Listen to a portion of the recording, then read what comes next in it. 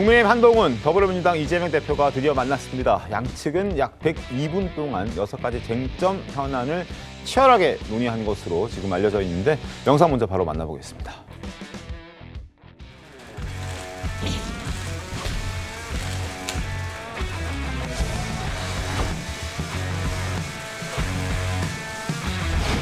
무엇보다 당의 대표인 우리 두 사람의 역할이 중요하다는 것을 느꼈습니다. 국민만 생각하고 허심탄회하게 대화하겠습니다. 오늘의 어렵게 마련된 이 자리가 우리 국민들에게 조금이라도 기대를, 희망을 만들고 새로운 정치의 돌파구를 만들어내는 계기가 되기를 기대합니다.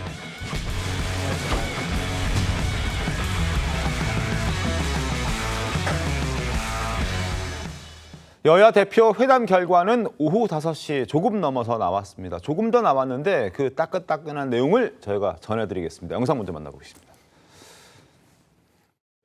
양당의 민생 공통 공약을 추진하기 위하여 협의기구를 운영하기로 하였다.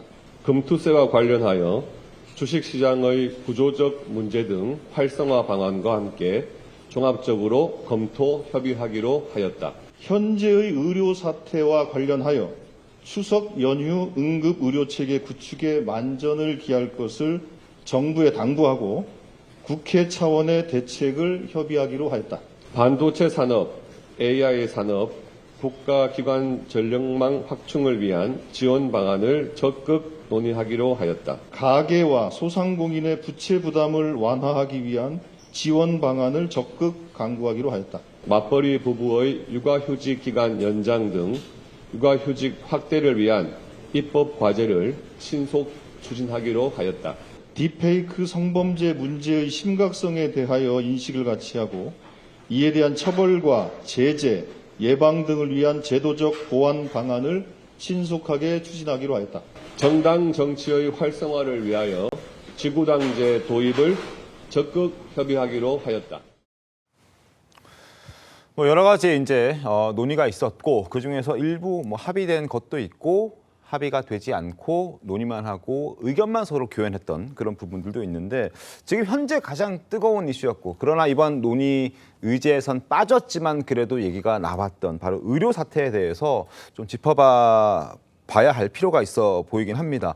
2025년 입시 의대 정원 2,000명 증원에 대해서는 일단 여야가 합의했다는 내용이 지금 확인이 되고 있고 의대 증원과 의료 개혁 필요성에는 여야가 모두 공감했다는 부분 그리고 의료 사태 해결을 위한 국회 차원의 논의가 필요하다라는 내용들까지 적어도 이 부분까지는 일단 여야가 합의를 한 것 같습니다. 그리고 국회 차원의 대책도 서로 좀 협의해보자 이런 목소리가 나왔던 것 같은데 일단 어떻게 좀 보셨습니까? 의료 사태에 대해서. 일단 오늘 회담에서 당장 이 국민 생활에 가장 큰 영향을 미치는 부분이 의료 대란 부분이죠. 그렇죠. 다른 것은 좀 중장기적인 것도 있고 네. 그러면 정치적인 것이 많은데 이 문제는 국민 생활에 바로 영향 미치고 또 특히 추석 연휴 앞두고 있지 않습니까? 네. 추석 연휴 때 그 응급실 대란이 일어난다는 그런 이야기까지 나오는 상황이어서 그 주목이 됐는데 일단 어제는 처음에 포함시키지를 않았어요. 네, 포함시키지 그렇죠. 않고 이것을 국회에서 법으로 할 수 있는 것이 아니다. 맞습니다. 이런 이유로 여당에서 포함시키지 않았지만 이 문제를 전혀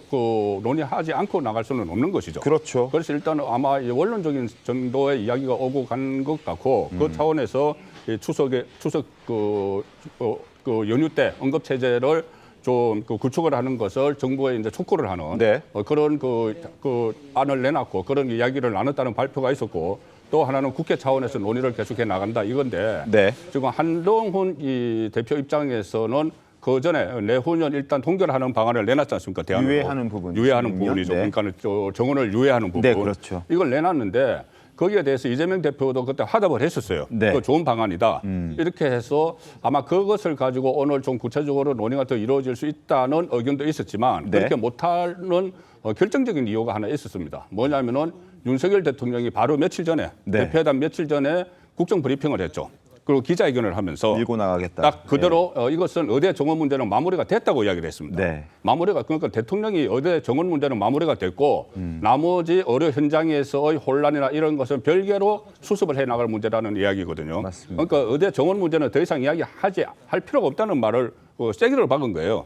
근데 그것을 여당 대표인데 아무리 뭐 윤석열 대통령과 다른 의견을 낼 수는 있다고 하더라도 네. 그걸 야당 대표와 의제를 놓고 협의를 하기는 상당히 부담이 있었던 거죠. 부담이 있죠. 부담이 그래서 이것은 어차피 나올 수 없는 합의문이었고 네. 합의문에 들어갈 수가 없는 것이었고 또 어제에 포함되지도 않았는데 여야가 어쨌든 앞으로 국회에서 적극적으로 이 문제를 협의해 나가자. 그리고 그 전에 이재명 대표와 한동훈 대표가 이 정원 문제에 대해서 약간의 이게 어떤 공통점을 찾아냈다는 것, 네. 이 부분은 의미가 나름대로 있겠지만 이게 당장 그 윤석열 대통령이 일단 이 마무리됐다고 했기 때문에 네. 이게 좀 다른 쪽으로 한동훈 대표가 다시 이재명 대표가 또 이것을 가지고 재논의를 한다든가 그런 것은 좀 어려울 것 같아요.